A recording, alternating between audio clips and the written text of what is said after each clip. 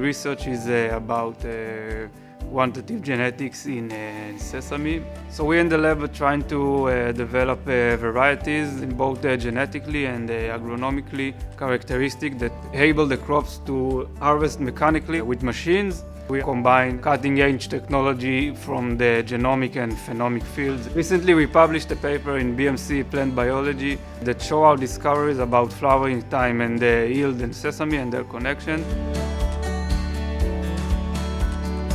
These genes have the potential to increase their yield and to develop more seeds, which is something that can really serve our main goal in the lab. Sesame is considered as a superfood, very high health value and nutrition value. Sesame is now mainly grown in developing countries, and people are harvesting it by hand, and it's very low yield. It's very important to bring into the modern agriculture. We are trying to increase yield, to increase the quality of sesame, and we're doing a lot of experiment in that area.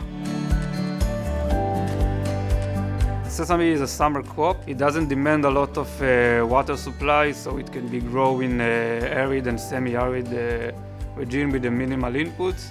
There are a couple of research groups that are working on sesame. There is one research group in Africa and one in China. And there is us, but there is not a lot of scientific work in sesame, unfortunately. We are trying to contribute to the scientific community, bring in more information about the sesame, about its genetic, physiologic, and all the things that can help farmers and scientists to develop in this crop.